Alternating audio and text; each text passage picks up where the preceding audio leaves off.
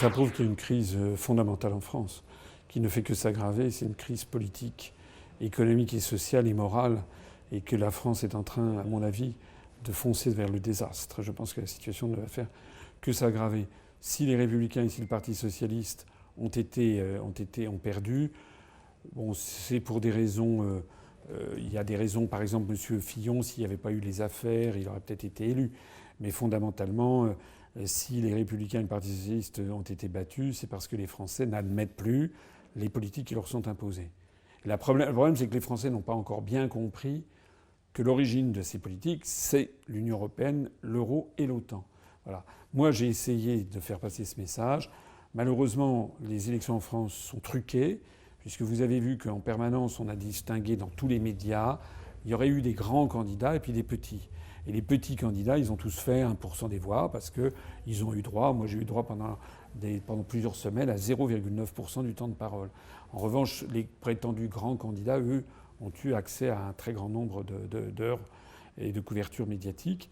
Donc la situation politique française est verrouillée. Et les Français, ils ont finalement choisi deux personnalités. Monsieur Macron, parce que les médias n'ont pas arrêté de le promouvoir, et Madame Le Pen, parce qu'elle est considérée comme étant le seul adversaire parmi les grands candidats.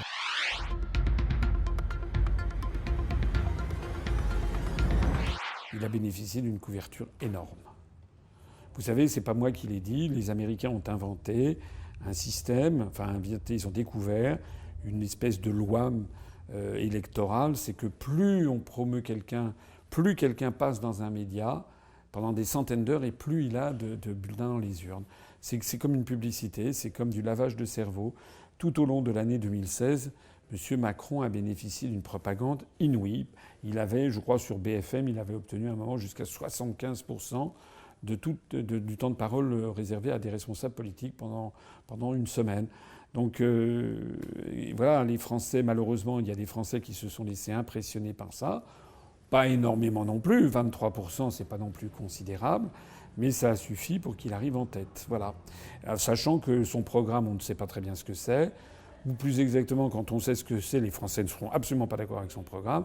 Donc il a été élu sur une escroquerie intellectuelle, morale, politique, médiatique. On a fait croire aux Français que ce monsieur était un monsieur nouveau, qui allait remettre du dynamisme à la France, alors qu'en fait c'est quelqu'un qui a travaillé pendant 5 ans auprès de François Hollande et qu'il s'agit un petit peu de recycler le François Hollande sous une autre forme.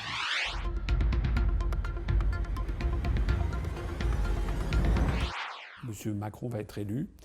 C'est à ça que sert le Front National. C'est la septième fois qu'un membre de la famille Le Pen se présente à l'élection présidentielle. C'est depuis 1988, à toutes les élections, on a eu soit M. Le Pen, soit sa fille. C'est la deuxième fois qu'ils arrivent au deuxième tour. Et le problème en France, c'est que le simple fait de dire Le Pen fait partir 70% des gens.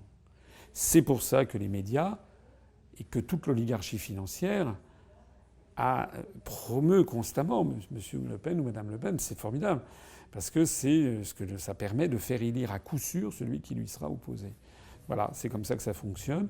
C'est la raison pour laquelle la situation française est dans une situation de blocage.